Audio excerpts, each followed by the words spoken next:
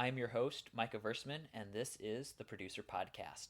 Today we have a special Micah on Micah episode of the show as we talk with Micah Gerber of Gospel Motion Films about everyone's favorite part of filmmaking, fundraising. So without further ado, let's get started.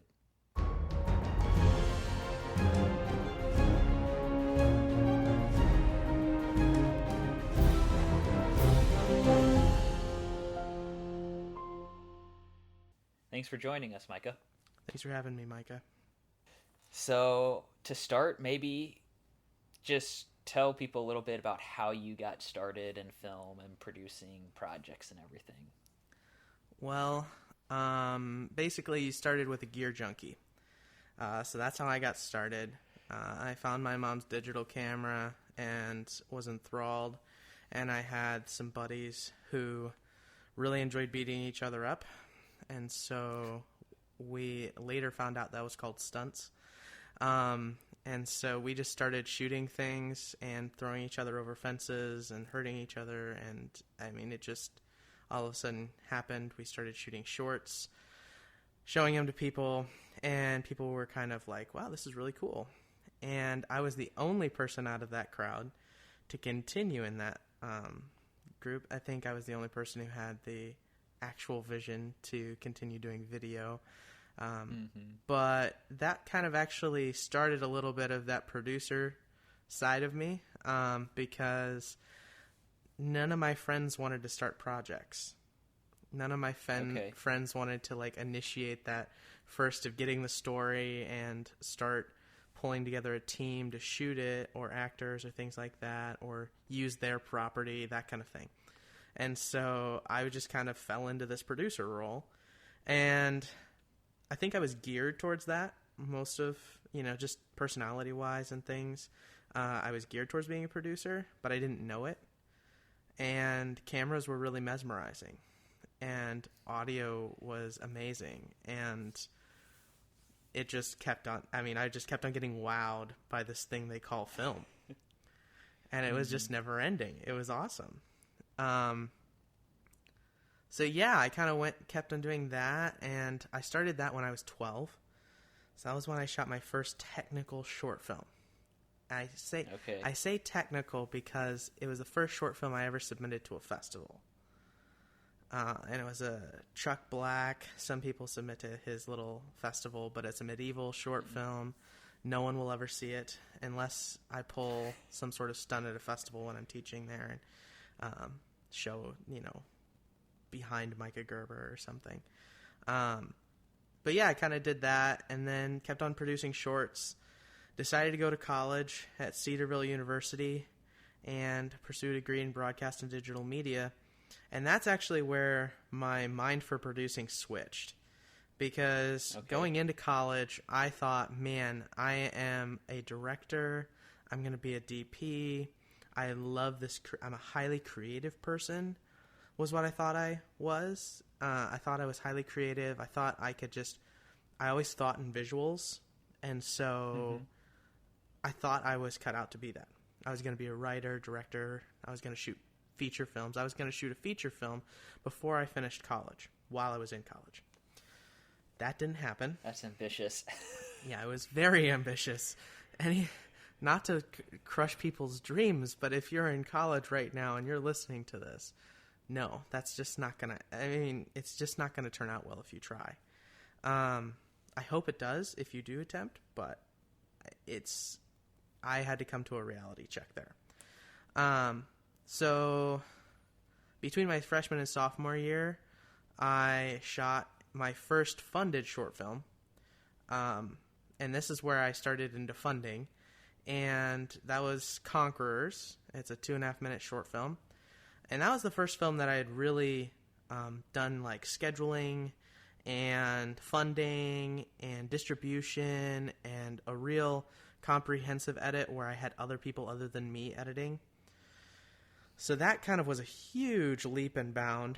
I started showing it to people and they were like, whoa, this is actually kind of cool. But they were all really sad because they were always at the end of the film. They were really sad. I was like, why? And they were like, well, we want more. Good problem to have. Yeah. Well, So this 2.5 minute short film all of a sudden is getting people excited, and I enjoy. That's honestly what keeps me going, is seeing people's excitement, even if they hate it. Like, even if they actually hate the film, normally they're excited that you did it, or it's just that drive of people watching and reacting to your project. So that can either be a real hatred of it or a real love of it. Either way, it kind of drives me to produce more.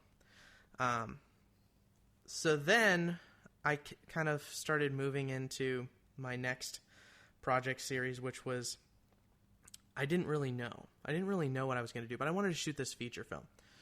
I hadn't written it yet, and I thought, you know what, 90 pages really isn't that much. That's not true. 90 pages is a lot of work, and screenwriters are very talented people. Yes. I respect screenwriters more and more as I run into them, and realized that I was not one of them. That I could edit, and I could help people to get a vision and help them, drive them towards being able to do their screenplay better. But I realized I just wasn't there. So then I got this crazy message from Sean Anthony Kish, a fantastic composer who composed the score for Conquerors. And Sean and I had gone to college together, and since then he had graduated, but he had written this script. And he was like, "Hey, Micah, would you be willing to read this?" And so I read it, and normally at this point, people had been sending me scripts, and I had read a lot of scripts. Okay. And I'm like, most of them stink. Most of them kind of stink. Frankly, a lot of times screenplays just aren't good, and people try to send them to you, and you read them, and you get through the first page, and it's an encouragement thing. It's like, how can I encourage you to make this better? And Sean's was good. It was really good. It wasn't in format. It was really ambitious. But basically he wanted to shoot a Pixar short film about salvation. Okay. And it had no dialogue in it, which was like a no-brainer. Like, for me, I was like, wait, hold on. This exploded my brain. I'm like, no. I'm a dialogue guy. I tell stories through dialogue. We don't do this whole silent film thing. That wasn't what happened. We ended up shooting it, and he wanted it. His vision was that it was a Pixar short, so it was, I think, intended to be animated. And though I could have worked with somebody and gotten it animated, I kind of wanted to shoot it live action and see if I could get the same feel of a Pixar short, except live. So that's another challenge, I think, as a producer, is taking the medium that it could be and then molding that story to where it can actually be made at a budget that's reasonable. Yeah. So we tackled that one. And Conquerors, we had crowdfunded. So I went through the crowdfunding process, and it was really hard. But I was successful. I successfully funded, and I was like, okay, we'll do that again for blindfolds. And so I started working on this, and I started running a Kickstarter campaign, and I think it was 20 days in, we had $400 of our goal, which wasn't nearly we weren't anywhere near where we needed to be. And so because of how Kickstarter works, we just basically didn't have any money. So I started thinking around, working around, how can we shoot this? How can I shoot it out of my own pocket? And it ended up that I was able to actually find a private donor who donated half of the money, and then I donated the other half. And basically that's how we shot that film, funding-wise. But we shot that, and then that kind of picked up. It was, I distributed it to 60 festivals, and then, so that was distribution, another level of distribution that I just was like, let's do this. And then just kind of worked towards that feature again, and that was my dream. And then I kind of stumbled on this thing of funding. And I had been working and learning about funding, and it was always fascinating to me, but I started to realize that my role in the film industry was as a producer, and that my specialty, people were like, specialize. So I started to realize something that I really enjoyed was talking to people about funding and distribution. And so I started consulting, helping people to figure that out. And that's basically been born through Gospel Motion Films, right? To something something that I call the 5W idea. So it basically walks through the why, who, what, when, and where of funding, distribution, and it actually works for branding content too, like for promotional content, but we're here for funding. So this would tie into the 5W idea, but what are those questions that you should have answered before you really start designing your funding campaign? Whether, you're going crowdfunding, investor, whatever. What questions should you have answered? Oh boy. What questions should you have answered before starting your campaign? All of them. You should have all the answers and more. I think that's a huge part of development and pre-production is you're coming up with the answer to all the problems you're going to run into. And funding is a problem that people, I think it's never one question it never is one question that arises. It's a boatload of questions that all are born out of your why. So why are you doing what you're doing is a major part of your production, but funding. Because without a solid why built on innovation, you really aren't going to go anywhere with funding because no one's going to believe that you're actually going to be successful.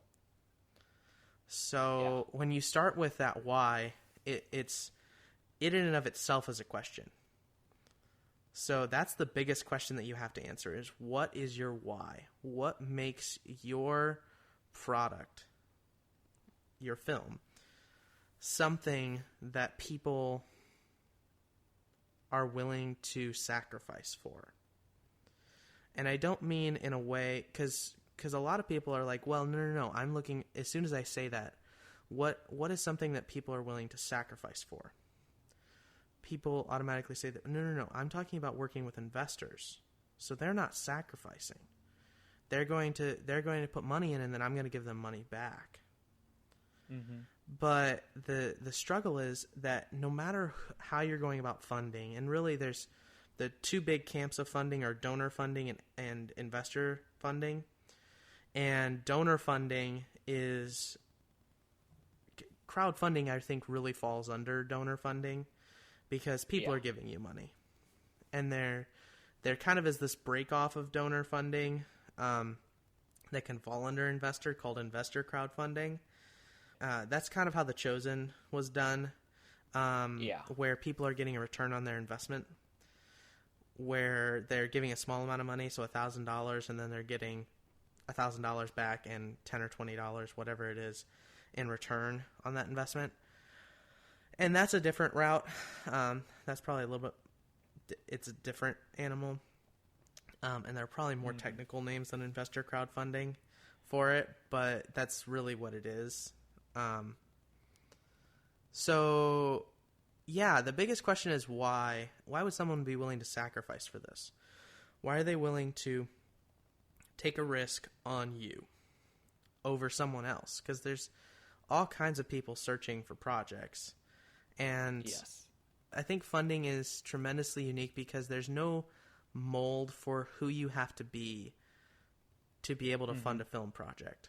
So I know projects that were funded by random insurance companies. And that random insurance company invested $2.5 million into a film to make it happen. Wow. Why were they willing to give $2.5 million towards a film project that was a risk for them? Because they believed in the why. They believed in the why that company had. And the film. Really, they believed in the film. And yeah, sure, they expected a return on investment. Absolutely, they expected that. They're business people. Mm-hmm. They're an insurance company. Yes. But at the core, they believed in a why. They believed in the why that company had built. Same with a company, it's the MMA fighting. Mm-hmm. They funded Christian movies before. Interesting. Right. They funded Christian movies before, and it wasn't a Christian wrestling movie. It was a Christian, like, cheesy. I'm not saying cheesy in the bad sense, but like for it's gonna fall under that Hallmark feel of a movie more so. Okay. It was about a church putting on a play. Like, that was what the film was about, and it was funded by it was either the WMMA or the MMA. So a bunch of wrestlers and boxers put on this film, and it's like, what? You guys don't even believe in Jesus. Why are you promoting this? Like, so the funding comes from everywhere, and it just comes down to that why. And so, why would people want to watch the movie? Why do people want to give money to the movie? Why do people? You can keep on going and going and going, and it becomes unique to each project, because when you're shooting a feature film, there are direct revenue streams. So distribution is fairly easy. I say that. All the feature filmmakers are cringing in the background. No, it's not. Yeah. When you're shooting a feature film, overall distribution is very easy compared to something like a documentary film. When you start talking about investing and funding for a documentary, totally different ballgame. It's harder because the distribution outlets are harder. TV shows are the same way. TV shows have a different funding model because they're all the same funding model per se, but they have a different avenue for funding because they have a different distribution outlet. Right. And so when you structure your why, you're building what will become the success of your film. You're building the answer to every problem you're going to run into as a filmmaker. And because I keep on saying start with why, everyone's going to immediately react pretty much with, have you read, you're reading the book Simon Sinek's Start With Why, right? And I actually am halfway through it. So I came up with my why thing before I read Simon Sinek's Start With Why. And I agree with a lot of what he says. I think it's great. And I'm learning a lot myself in how to formulate ideas and respond to things. But a why can be very simple. But a why at its core, for a Christian specifically, is always going to be, to make the gospel known. It should be that, right? Mm-hmm. But there's this unique thing where your funding may not come from a Christian. And so, although your why may be to make the gospel known, or to help people to understand the gospel, tell stories of faith, something like that, business people with a business mindset, don't care. I'm not saying that they don't care, they care in the sense of, obviously you would hope that they're a Christian and you're a Christian, and that they're going to have some level of, mindset of, wow, I think having, Christ be made known is a very powerful thing. But that's often how donors and investors are separated. All of a sudden, this investor, right, he's secular. He wants money. That's all he's in for. And this donor, well, it's a donor. He's sacred. That means that he only cares about the faith aspect, and he really doesn't care about the business side of things. He's just giving you money to help make faith be a bigger thing. Mm-hmm. The funny thing is, when you talk to investors and donors, rarely, if ever, so donors make their donor dollars by investing. So they've started a company, or 6 companies, or 8 companies, or however many companies they have. They've started companies, they've invested money, and they've made money. And now they're willing to give that money away for free, mostly to get a tax return, but a good tax return. But that being said, they usually have a mindset of wanting to give it away for free to a charity or something like that. But oftentimes, nonprofits and films and everyone here, there, in between have this idea that, well, it doesn't really matter what we do with this money. It just matters that we have the money now and we can do whatever we want because he's not expecting anything in return. Yeah. But donors and investors have the same desired return. They expect multiplication of their funds.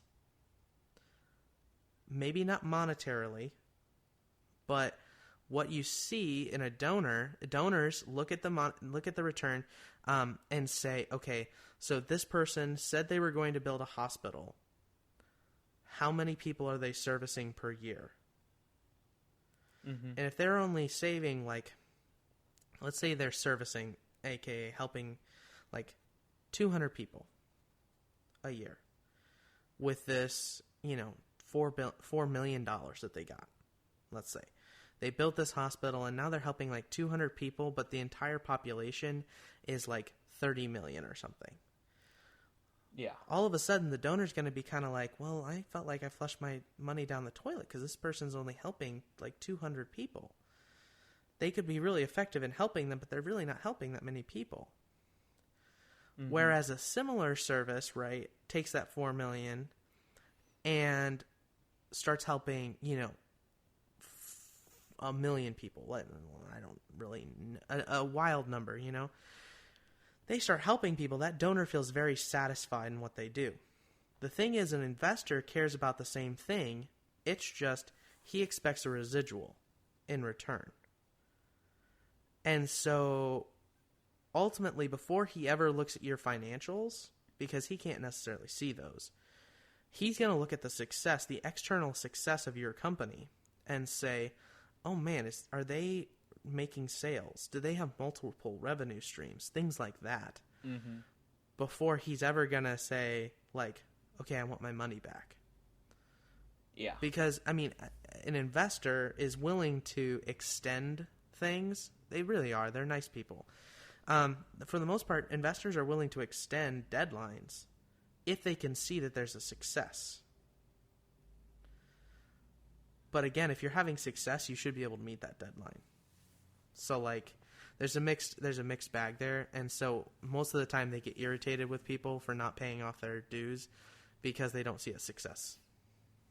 That's all really good, and I've definitely seen projects that have had those questions answered before going in, and other ones that did not, and I've seen how they've fared.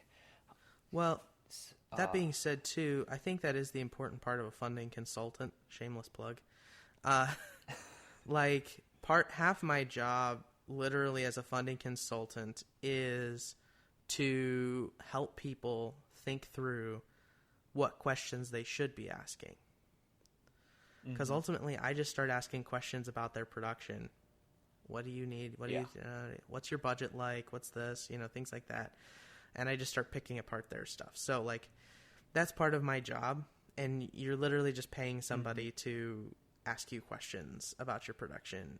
Anybody could technically do it. It's just that theoretically a funding consultant is more educated than your grandma. So, I mean, I tell people that. I have a lecture called How to Make a Film with Limited Resources.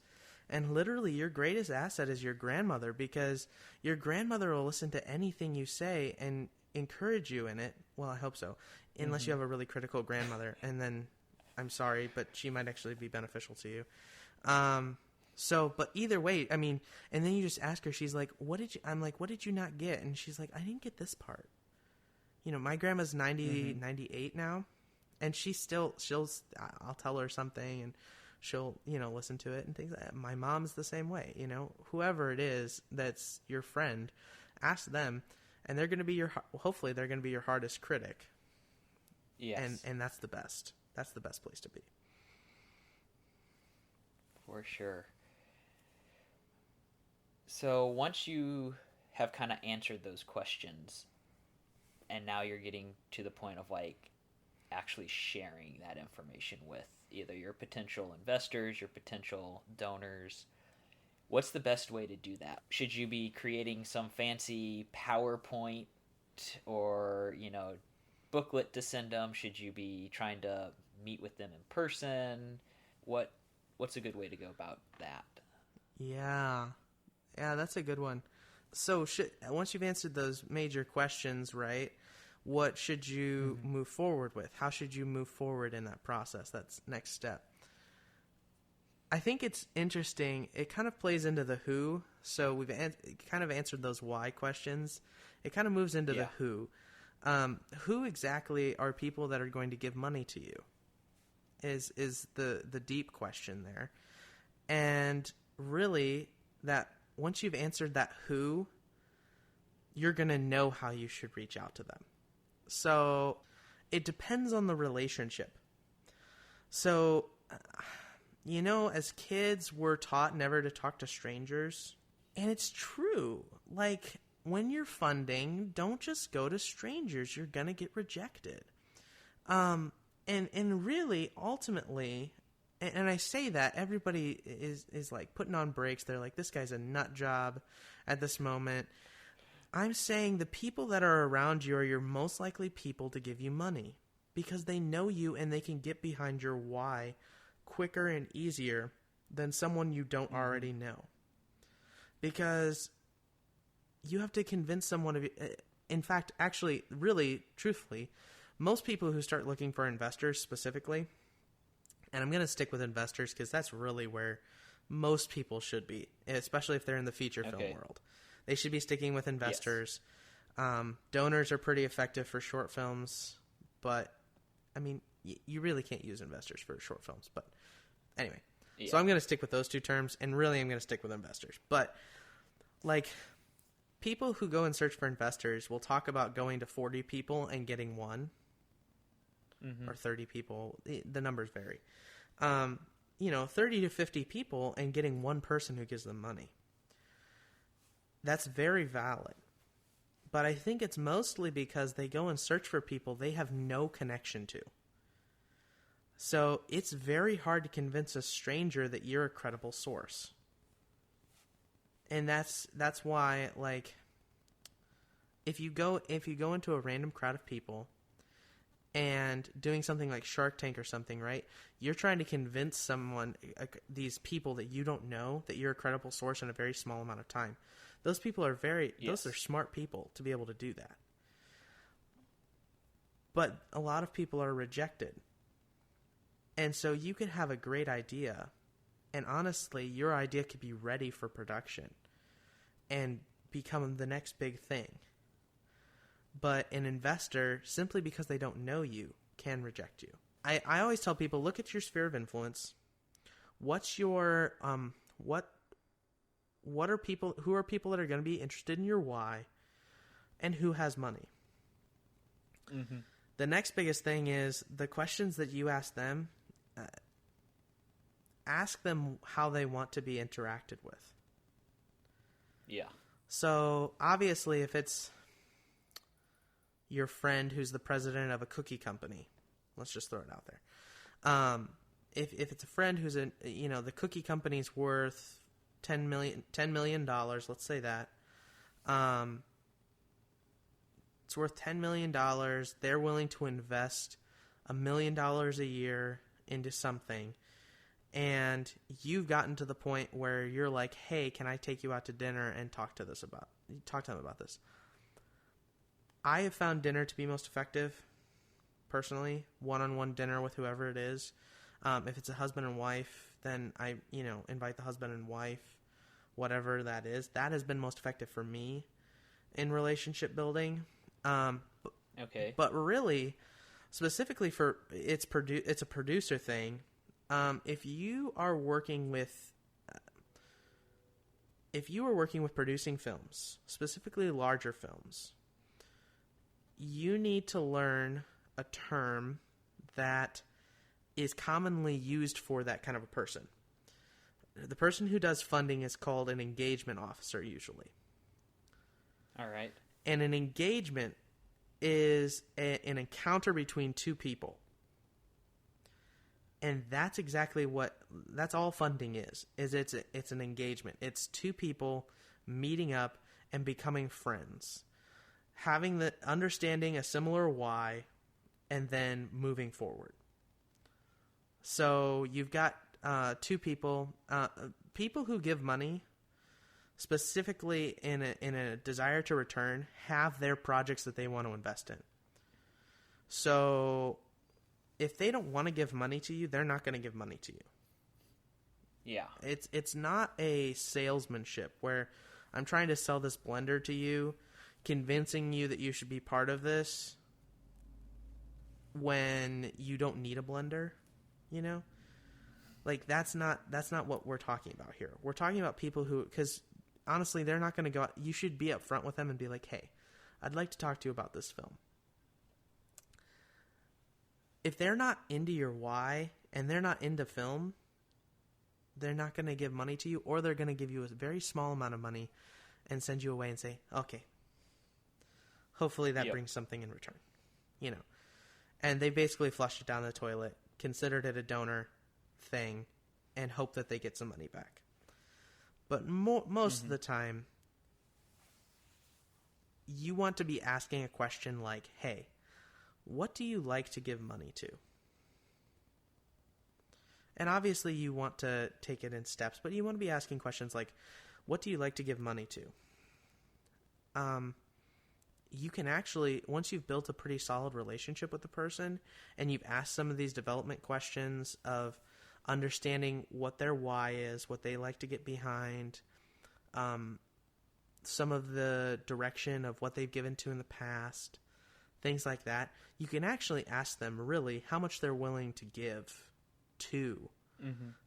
So normally, because you want to gauge, you never want them to ask. Yeah. You never want to ask for $10,000 when they expected to give $1 million, or you expect them to give $1 million, and so you ask them that, and they're like, "Well, I've never given a gift larger than $10,000."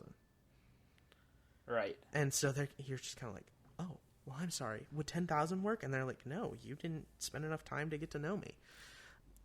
They're finicky that way. But at the same time, they're extremely gracious people. And the biggest thing that investors love to give is advice. So investors get to where they are because they're extremely effective business people. A great example, I've got a couple of connections where they've got 6 or 8 companies, and each of those companies are worth like $5 million. And yeah, it's nice when they, talk to you and they're just kind of like, yeah, this is where we're at. But so they kind of have to decide where they're going to give money, because at the end of the year they have some of this overage and they need to figure out how to get rid of it, to balance it out. Some of those are 501c3 nonprofits. That one's a whole different ballgame that we could get to, but I'm going to stick with normal for-profit companies for the moment. That's fine with me for now. But like your standard companies, so they've got some money that they're willing to give, but they're wondering a risk factor in you. But if you've already built that relationship, they know what kind of a risk they're getting into. And maybe they'll ask some superficial questions of like, well, do you have a good DP? How are you going to distribute? Things like that. But for the most part, they don't know and they don't care. I say that. They care, but they don't know distribution. They're not experts in film distribution. So they're not going to be able to say whether your decision is a good one or not. What they're going to be able to say is whether your business practice is a good decision or not. And so getting your investors' wisdom on business practice, I think, is very key. A, it builds a level of credibility with your business person. B, it helps you to improve. And C, really what it just improves everything. But like the idea that a film is a business. It can have the greatest message in the world. It can have the greatest crew in the world. But at its core, it's a business with employees. Mm-hmm. And so with that, business practice is the same across the board. Whether you're working for a Fortune 500 company, a small business, all these things, it's the same kind of method. And the biggest method is with revenue streams. And so if you walk up to an investor and tell them that you have a single revenue stream, they're never going to give money to you, or they shouldn't. They might give money to you because you're really good friends with them. But they shouldn't give money to you if you pitch to them you have a single revenue stream. This would be a great example of a single revenue stream. You walk up to them and say, and guess what, guys? This is going to end up in theaters. Theatrical distribution is a single revenue stream in the sense that if you break it down real technically, sure, it's multiple in the sense that you have multiple theaters, hopefully. But it's a single revenue stream in that there's only one place that you're getting a pool of money from, and that is a theater. If you go a little deeper, you start to realize, oh, I have digital, I have DVD, I have these things. And so it's really more, but thinking about distribution while you're in the funding process and actually getting a distributor on your side when you're working through the funding process is really key in making sure you get effective funding. Because in some way you have to prove to your investor that